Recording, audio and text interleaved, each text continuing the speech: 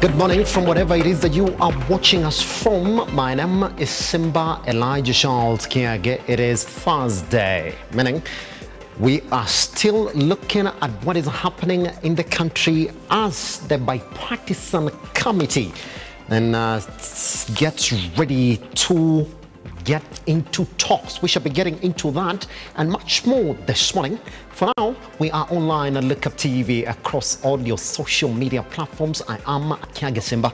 Let's first start our morning show with what we have for you in the newsroom.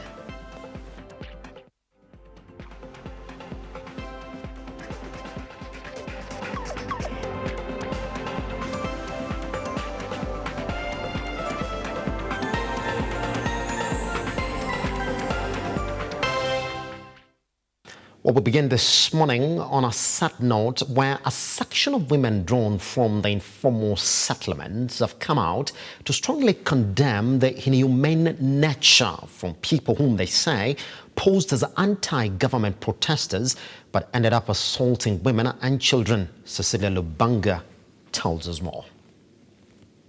Wao wana fight kivyao, but sisi wenye tuko chini tunaumia kimaisha. Sisi ndio tunaumia. Hiyo siku hata watu wengi hawakukula. Mimi nilikujua tu kwa nyumba. Nikakatwa na panga, nikapepewa kila kitu. They were affected by the just ended street marches. Children and mothers injured and lives lost. And even though the demonstrations were called off, they carry along the scars. They are the faces of social injustices meted on the lowly in the society in the just ended anti-government protests. For some individuals, its destiny changed. For others, it will take them the longest time to restore the much that has been lost. This pushing mothers in the informal settlement alongside Haki Africa to bring to light the damage that has been caused. It is the mothers in the informal settlements that are having their children in houses, children that were highly affected, people that were affected by the tear gas, by the violence. Till now, most of the damage and loss experiences in the informal settlements where all those protests took place is yet to be accounted for. Rose Akinyi Ocheng, a mother of a 2-week-old baby, forced to nurse an ailing baby who was subjected to the tear gas smoke on Thursday last week. Niliona tu ni kama nilikuwa nimekufa tayari. Hata ndio ikafanya nikatoka nikapiga magoti. Nilikuwa na mtoto kwa nyumba wa wiki moja. Mtoto alikuwa mpigiwa tear gas, ilikuwa imeingia kwa nyumba. Ken Odhiambo, not his actual name, has been rendered jobless due to an injury sustained from a lobbed tear gas that landed on his head. Nilikuwa watchman, walinigonga kichwa. Sasa siwezi enda job juu watchman hawezi kuwa na dent. In a mission to pick school notes from his classmate, 18-year-old King Sochieng was inspired in the Thursday's exchange between the police and the mobs. The protesters walikuwa wanatakiwa. So when I just look opposite side of the policemen, I just saw something on my eyes. So all of a sudden nikapata nimeanguka chini. Ikanigonga. Julia Owino's business was torched to the ground. Nilipoona kwa TV kama vitu zangu zinachukuliwa zikichomwa, nilitoka nje, ni kama nataka kuja kuangalia ni nini inafanyika. Hizo vitu zilichukuliwa kwa workshop, walivunja mlango, wakaingia, wakachukua vitu wakachoma. Grassroots women from the various social justice centers in Nairobi called for the addition of their voices to the ongoing efforts towards a national dialogue after a series of protests witnessed around the country. While they welcome the idea of a national dialogue, they strongly condemn the callous and selfish nature of the protests that left a shadow of wanton destruction. Lazima ikue ni vipi wataweza kuangalia wale walioumia kutokana na vijana wahalifu na polisi waliotumia nguvu kupita kiasi. Although these victims came out today to speak, the real number of people affected remains underreported and unaccounted for. All of them now speaking in one voice. A peaceful nation is a better nation for everyone. Cecilia Lubanga, Lookuptv at Mathare Social Justice Center, Nairobi. Health Cabinet Secretary Susanna Nahumincha and Education Permanent Secretary Belio Kipsang visited students from the Sacred Heart Mukumu High School in Kakamega County at the hospital. Up to now, 11 students from the school are still admitted at the County General Hospital following an outbreak of an illness at the institution that doctors say affected the liver and the kidneys and the patients. Let's take a look. But you guys are advantage.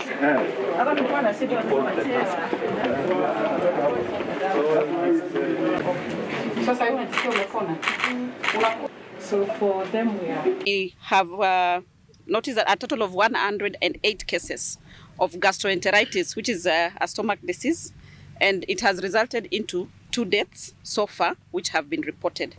A majority, 68 of them, were managed as outpatients, with only 40 being admitted. To date, 26 of them are still admitted, 14 have been discharged. Of the admissions, 9 of them are at the Kakamega Referral Hospital, and I have been there. I have seen the 9 girls, and 17 are at Mukumu Mission Hospital. 1 student who was critically ill from that number had been taken to ICU. From there, yesterday they were in HDU, and as of this morning, they were now discharged to go to the general ward. I have managed to speak to the girl. She is in good condition. She's up, and in the next few days, from the doctor's advice, she should be discharged. The government is bound to ensure that the affected schools reopen in a safe environment and in a timely fashion. We are working on modalities of reopening the schools immediately after Easter so that the children can resume learning. And we have a huge team, mainly from Ministry of Health, who are trying to go deep into the real issue so that we can be able to address this problem once and for all. Zova P. Chairperson of the Ethics and Anti-Corruption Commission, Chairperson, is on course as the Justice and Legal Affairs Committee yesterday vetted CITAM's Bishop Emeritus David Oginde. The bishop emphasized on the importance of the commission in the nation's growth through the fight against corruption. After the 6-year tenure of Archbishop Eliud Obukala, the helm of the Ethics and Anti-Corruption Commission came to an end. The process of finding a successor is near completion. The first thing I would like us to do is ensure that we as a commission understand what our mandate is and how to execute it in the best way possible. Wednesday morning, it was CITAM's Bishop Emeritus David Oginde's turn to appear before the Justice and Legal Affairs Committee, citing his passion to lead the fight against corruption and insisting on the importance of the commission in the battle against corruption, which he says is crucial to the country's growth. I see the commission as a governance organ of the EACC, and then we have a secretariat that is leading the management side, headed by a CEO. So the role of the chair and the commission, which under normal circumstances we call a board, is to provide a right working environment through which the management team can do their work. With cases against high-ranking government officials being dropped, Oginde now says it is the duty of the commission to do thorough investigations to ensure those found culpable are inducted and ensure that the commission regains confidence from Kenyans. We have seen in this country not too long ago cases that are being withdrawn against people who are supposed to have been engaged in corruption. I see only 2 possibilities. Either that in the first place, those who are false allegations, or in this second place, it is a false allegation. So whether the people who brought them first in were weaponizing corruption or fight against corruption, or the people who are releasing them have also done the same. The truth does not lie in between. It is in either side. And that's how, therefore, people begin to believe that I can be corrupt and get away with it. Because when we see these kinds of things happening, we need to, as a commission, when we take over a case, that case be thoroughly investigated with facts and figures, so that by the time a case is being prosecuted, it is hopefully a watertight case. Fitting Archbishop Obukala's shoes being a tall order, Oginde insists that it is the responsibility of every Kenyan to help in the fight against corruption, while blaming Kenyans for voting in leaders involved in embezzlement of public funds. The focus has been so much on public servants, but public servants don't corrupt themselves. We Kenyans corrupt them. The private sector are involved. So we have to really work together towards a common understanding that corruption is bad for the country. Once we are agreed on that, then it will be easier for us to find ways and means of how to tackle this monster. Bishop Oginde also urged the National Assembly to play its role in the fight against corruption. Keitany, Lookuptv. Let's move on. A concern has been raised over the rise of the number of accidents occurring along the Nakuru Highway in the past 1 month. According to the statistics, the accident has claimed over 30 lives. Now, the Motorist Association of Kenya has linked this to the increase of the road accidents design and reckless driving. Phoebe Mwangombe reports.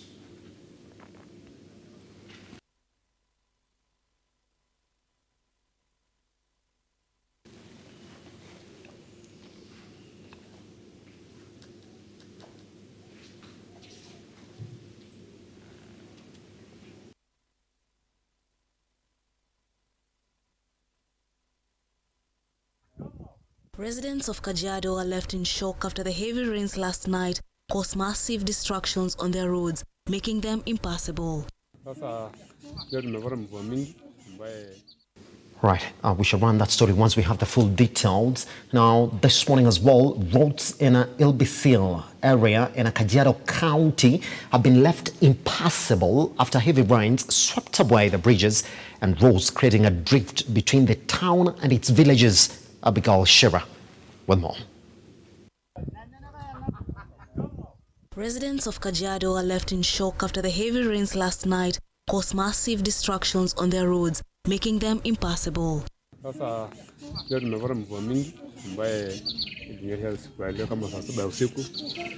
tukaona tena hii barabara inakuanga ya national government, tumeona imekatika. Kwa vera leo kuna mchezo pale Lorongoswa, tumeona watoto waendi juu ya hiyo mchezo, hiyo katika imekatika. Na hata tumeona walimu wengi wale wanalala busy, wamelala pale ile hajapata nafasi ya kwenda kuangalia watoto wao, na hata na biashara mingi zimeharibika.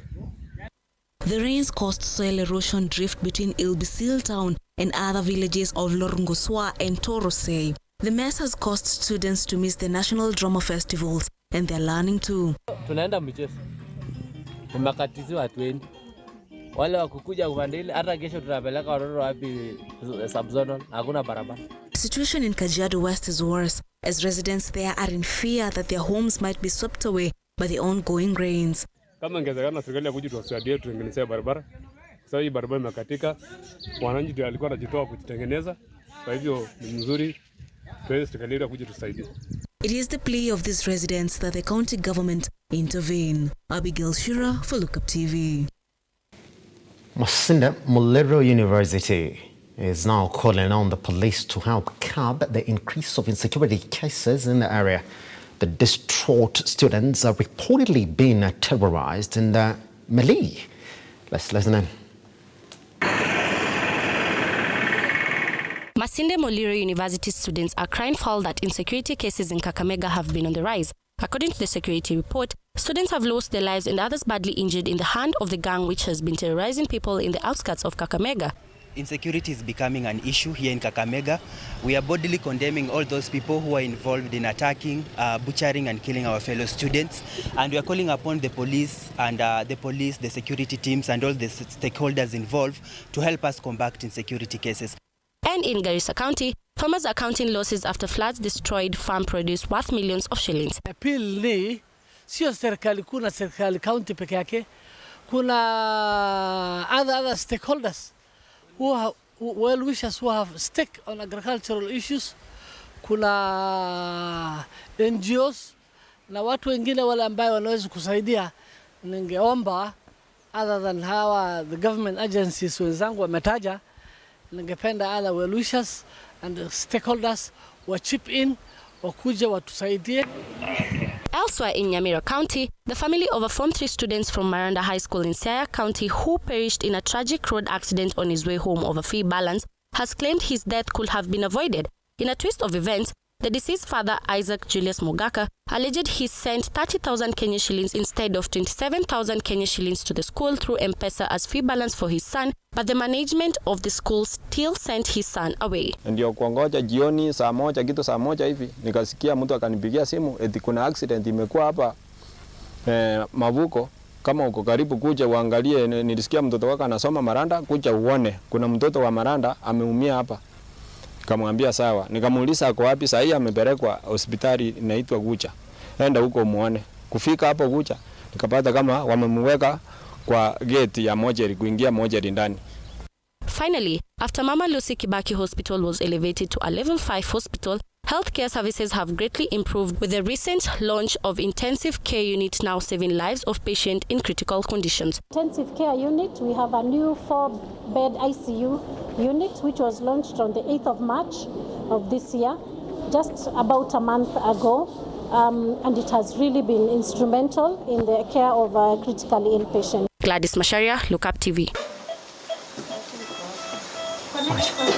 Now, 93% of Eldoret residents want Eldoret town to be named Kenya's 5th capital city after Nakuru town. Now, this is according to the committee by Uasin Gishu Governor Jonathan B. Let's take a look at that story as well.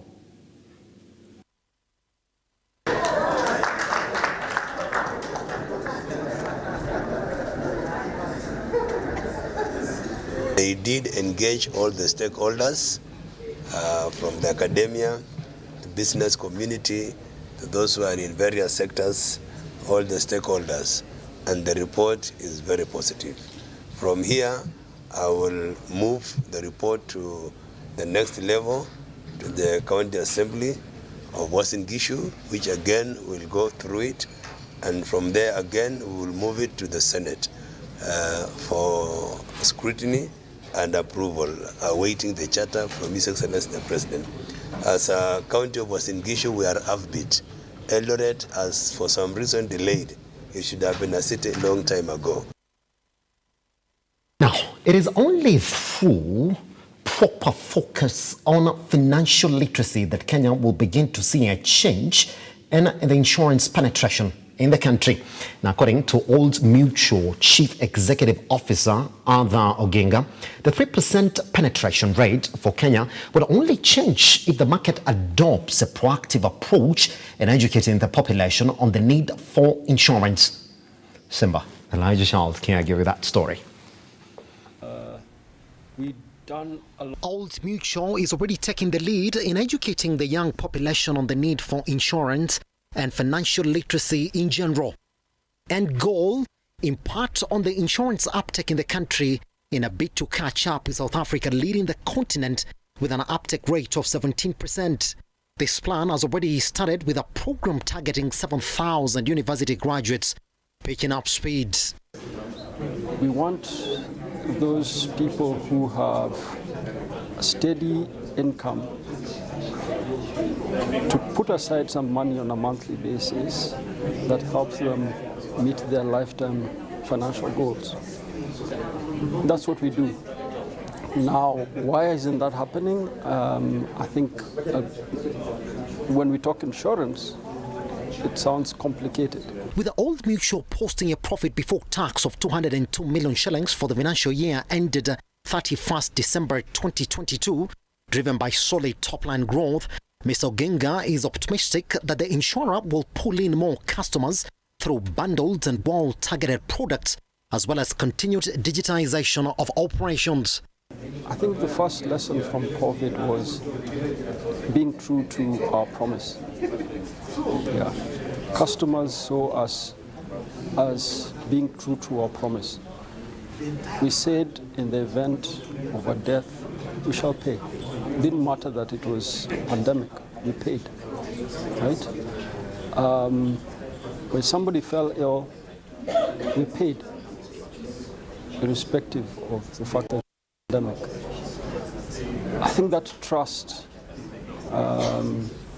has enabled us to expand our customer base. Mr. Genga is also upbeat that the sector has now completely pulled away from the effects of the COVID-19 pandemic, poising for proper returns this year. The measures around ensuring that underwriters are pricing appropriately. The new risk-based regime, I think, is a positive factor for the market. I'm therefore quite optimistic that the industry is going to rebound. We are going to see performance improving significantly. For Lookuptv News, Simba Kiage. Right now, your favorite television station, Lookuptv, hit the road for a second phase of Meet the Viewers caravan along Jogo Road, Buruburu, Tasia, Pipeline, Kware, Donholm, Kayole and Umoja. Residents who turned up in the hundreds were elated to meet their favorite news anchors and partners sponsoring the roadshow. Our reporter, Henry Tende, was at the roadshow, so let's see what he covered. Bila kusahau Kids Technical College. United Sacco wakishirikiana na Lookuptv. Nikikwambia kwamba ni nyumbani kwenye entertainment zaidi kabisa. Kweli kabisa. Yes, sababu kuna pia siku ya tukio ya dunia. Alright. Kwenye TV nakwambia. Ile picha ya DJ Lookuptv secret na pia kwenye Facebook subscribe.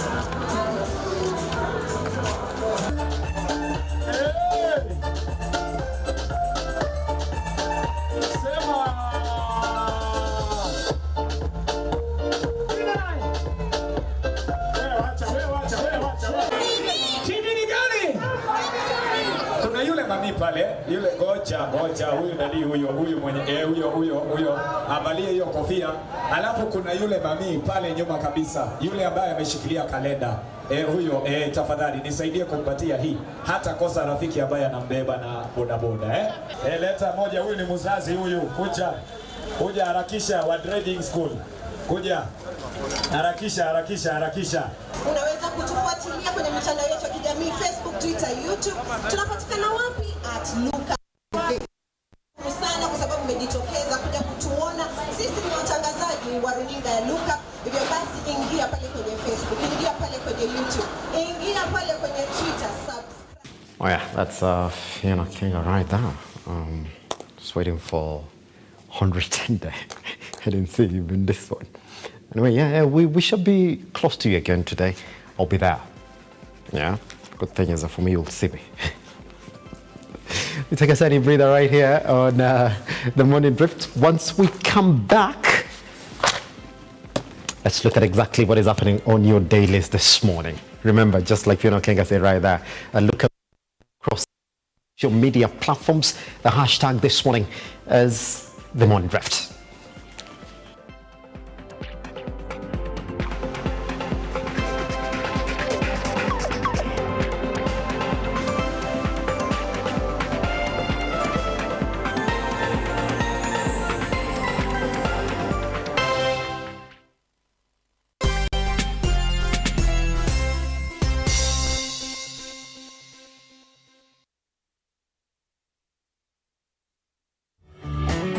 Beautiful, wonderful, glorious. We are having the show that we share entitled Shepherd Voice. I'm waiting for you to get me to Kenya. That's what I'm waiting for you. God is a source of every blessings that flow into your life. And I know that God is going to bless you and to do a new thing. Pray, pray, pray, pray, pray.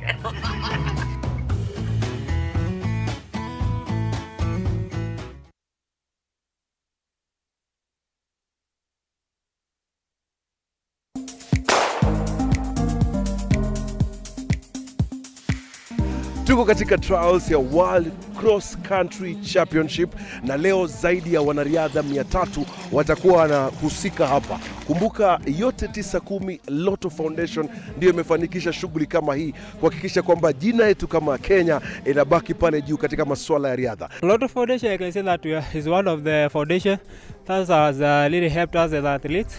Yeah. Nashukuru sana. So endelea kucheza Lotto kwa sababu 25% ya pesa ambazo unatumia kucheza zinakuja kufanikisha masuala kama hii. Thank you for your help. Together, we are changing lives.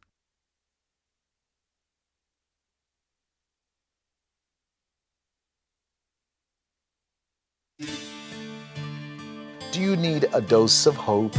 If so, you are in the right place. We think of ourselves around here as hope dealers, delivering truth, power, and inspiration to hearts and minds all over the world. If nothing else has worked for you, why not give the God thing a try?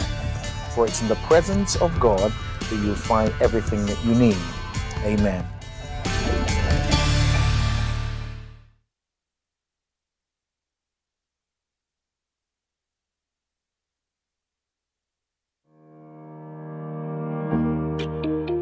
Hi, and welcome to Tujenge Home.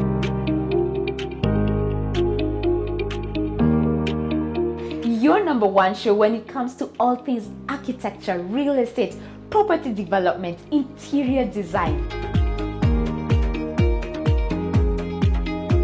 You get it right here on Tujenge Home. When the food is ready. You want to serve them? Dinner is served. Let's go. Let's go.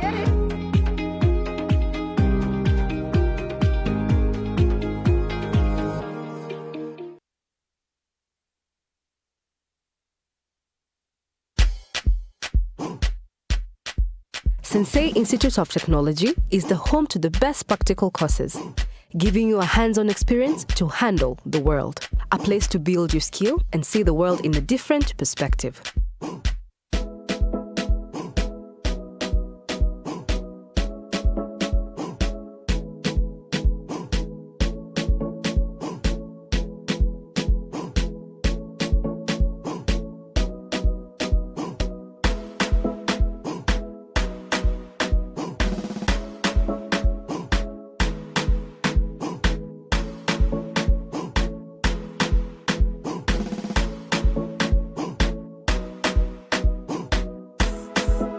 For you to join us, ensure you have your national ID card and be ready to enjoy the ride.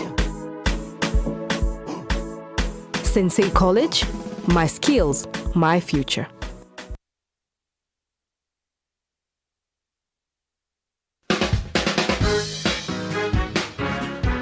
Has the term gender roles affected today's society? Definitely it has changed. Some people like me or traditionists, I really don't agree to that cause. So you're not less of a person that you do them. Yeah.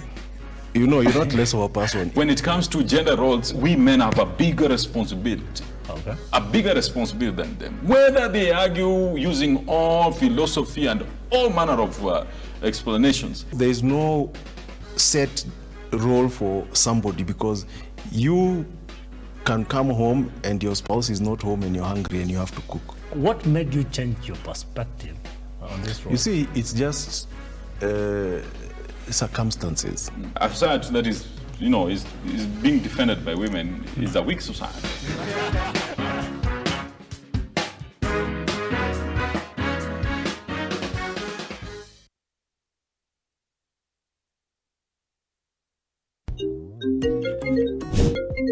Hey darling, are we still on for a coffee date? I'm waiting for you to come and pick me up. I should be able to pick you in a few.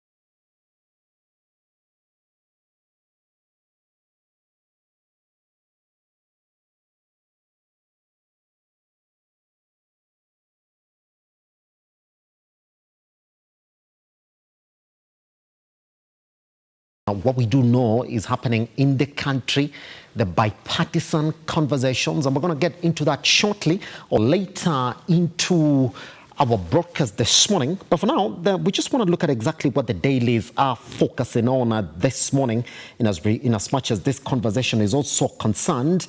Let me introduce to the conversation Albert Kavita, who's a governance expert. Albert, how are you doing, sir? Fine, thank you. Happy to have you around. Thank you. Fantastic. Let's begin with what the Daily Nation has this morning, by the way. In fact, I want to jump quickly into the Standard because it's the ones that has essentially picked on the conversations we're going to have this morning. And this is exactly what they are jumping into this headline. Ruto Raila headliner set to lead talk.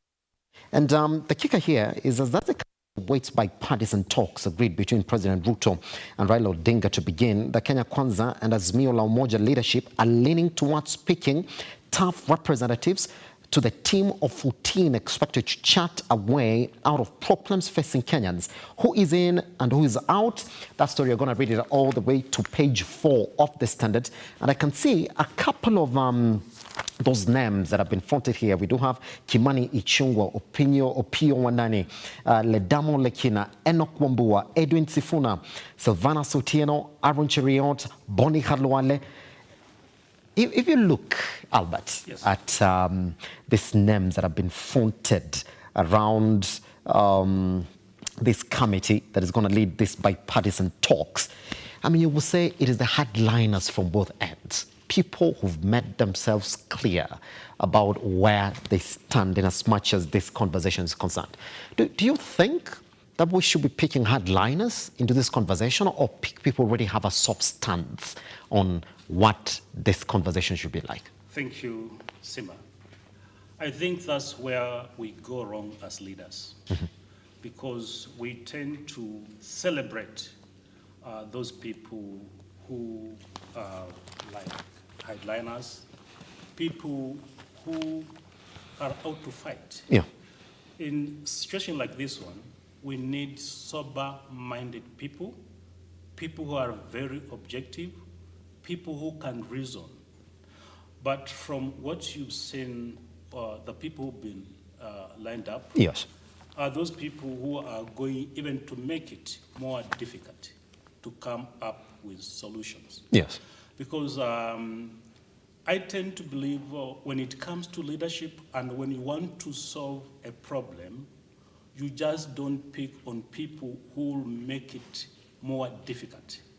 You look for those people who are very objective, sober-minded, who can look at the issues critically and say, yes, gentlemen, this is the position. Yes. What then do we need to do here? Yes. But these are the people who will go to the negotiation table with already, and they have already made up their mind. It is supposed to be this way, which is going to be very hard. Yes. I would have wished, beside these people, to also, because Kenya is not a country for only politicians.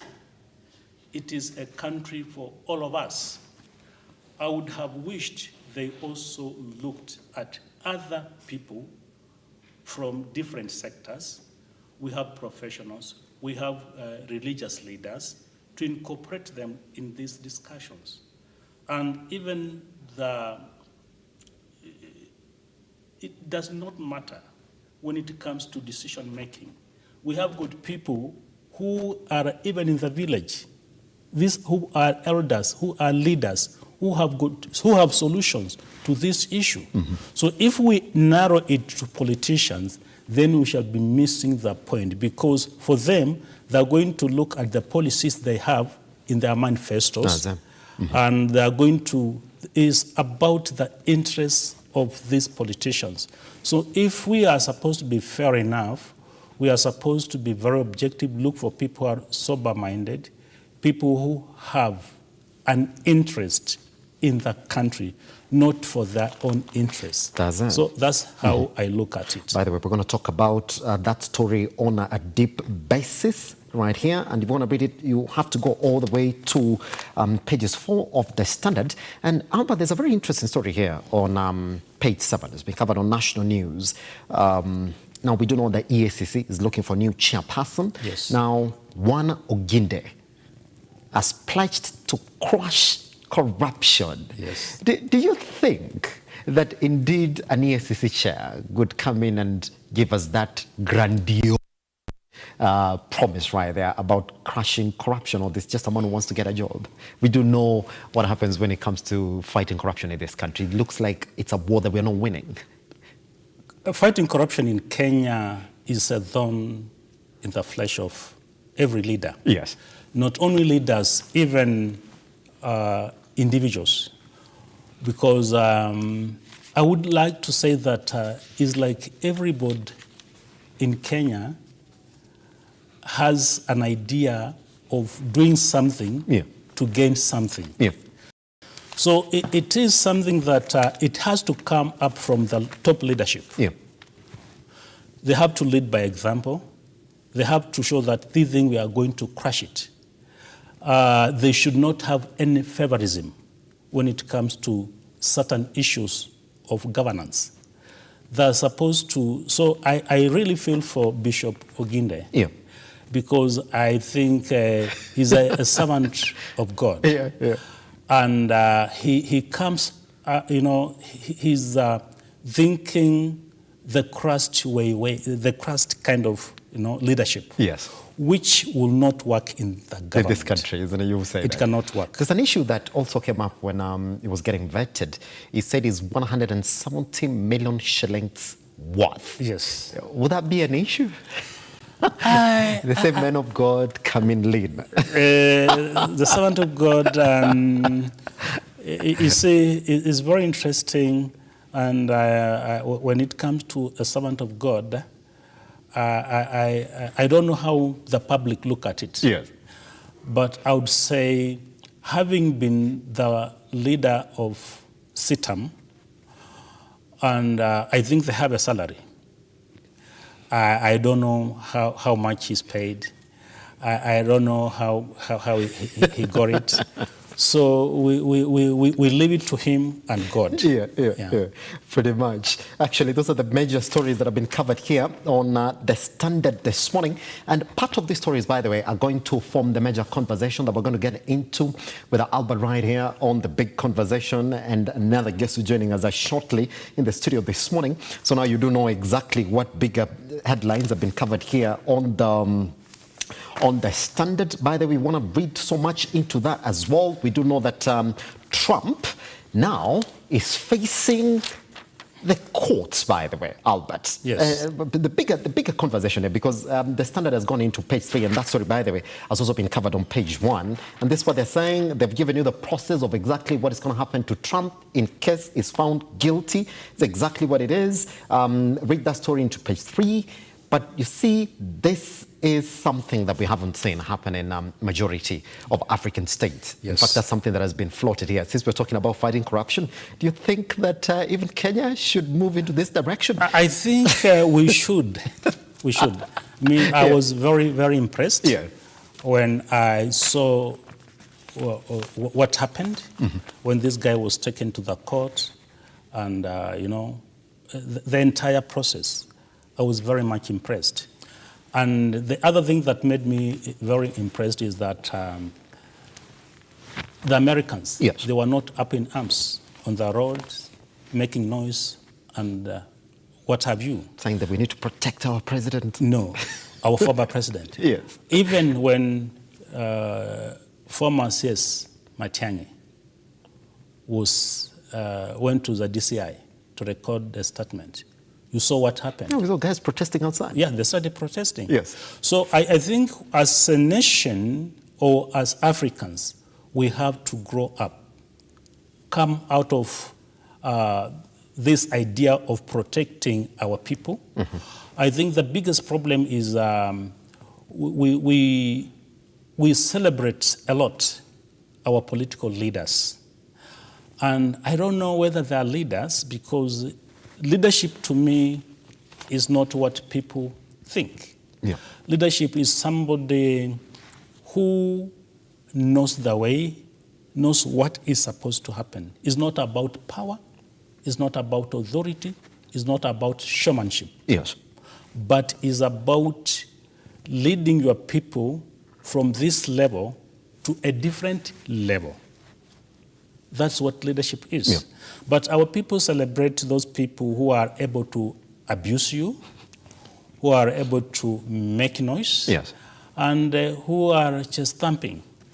Those are the kind of people we celebrate. So I believe that we need to come out of that, borrow from US what I've done. Mm-hmm. If I am accused as a leader of having done something wrong, Yes. my people should not come in and defend me. Let me face the law. Face the law, Yeah. isn't it? I just want to jump into the Daily Nation as well. They do not have a lot of stories that we've covered here.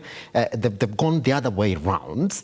And I've got to tell you this, Albert. Now, Yes. this is exactly what the headline on the Daily Nation this morning talks about. It talks about Kenya's stadium millionaires. It's a big, big story. And this was saying ahead of the 2017 polls, the Jubilee Party duo of President Kenyatta and DP Ruto unveiled their re-election manifesto, promising to build multi-million shilling world-class stadia across the country. So, if I could read into this, the projects commenced soon after they took office, but 6 years later, they remain incomplete after gobbling up taxpayers' money. Now, the nation went on a trail of the contractors, including the one linked to trade seers, Moses Kuria. Yes. Now, want to read that story? Go all the way to pages 6 and 7. And this is exactly what they're saying. 215 million shillings that have been attached to Trade Cabinet Secretary Moses Kuria. Smith and Gold Productions Limited won the tender to build Karatu Stadium in Gatundu South, Kiambu County. Nothing has happened. There's also Benjamin Kubai, 259 million shillings. The stadium in Marsabit, nothing has happened. There's Mark Muendo, 299 million shillings. Stadium water, incomplete. And then there's WTIC president who won 304 million tender to build Kipchoge Keino Stadium. Nothing has happened. Now we are asking questions. Some of this, by the way, are now still in government. Albert, what was your reaction on that? I am telling you, that is the biggest problem we have in our country. Yes. I earlier said that we tend to celebrate those people who are not supposed to be celebrating. If a sober-minded person would come and talk to Kenyans about what he's able to do, this person will not even be voted. You have seen what is happening even with those people who are being investigated, being dropped, cases, yes, and what have you. The issue of the stadium is a thorn in the flesh. What was a big issue, in fact, because the Jubilee government came into power just because of these promises because they people had. were very excited, Yes, especially the youth. They were saying this is what we need. Now, when they came into power, nothing took place. It's very sad that even those who won the tenders are also in office. So it is lack of integrity and leadership.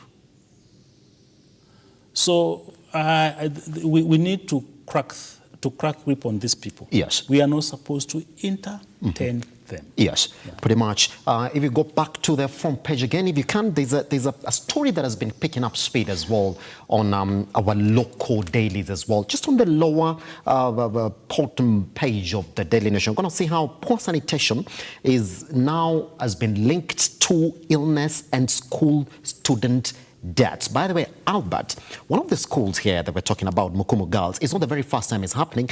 This is the second time this is reoccurring. Now, investigations were done, and they did realize that indeed it was because of poor sanitation within the school.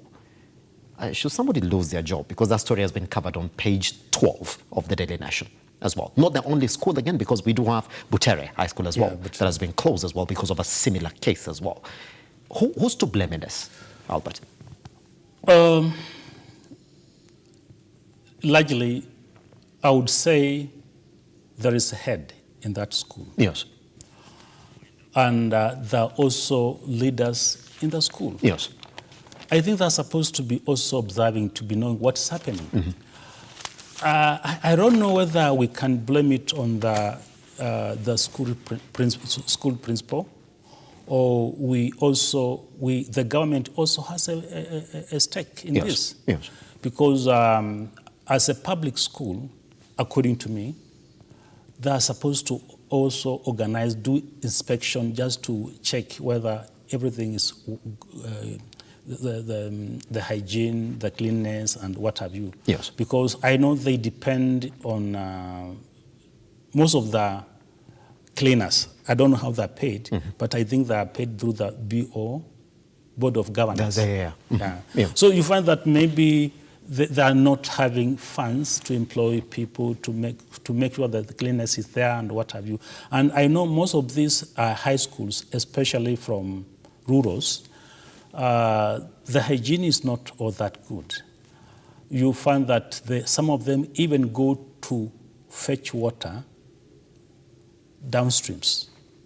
They walk kilometers and kilometers just to get water. Yes. So this one is purely an issue of the government to ensure that all government schools and private schools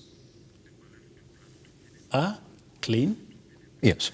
The health minister for health has to take that initiative, even to go around, or the officers, to just ensure schools are clean. That's it, pretty much. And that's actually, there's a developing story as well. And now you don't know exactly what you're waking up to this morning in as much as your dailies are concerned. There's just a lot in terms of how the investigations have gone into the schools. It's a story that we'll also be covering right here on our Lookuptv. That's at www.lookuptv.co.ke. That's our website. What we do know is that school now has been indefinitely closed as well. Butere High School as well has been indefinitely closed. Sort of pointing out to some of the issues that are still bedefiling some of these schools within the education sector. Once we come back, the bigger conversation in some of the stories then ensues right here on The Morning Drift, and we're calling it the bipartisan negotiations conundrum. What is this thing about hardliners and Raila Amolo Odinga claiming that indeed the parliamentary process is not going to be the final decision in this entire conversation? Once we come back right here as a Lookuptv, the hashtag is the Morning Drift at Lookuptv across all your social media platforms.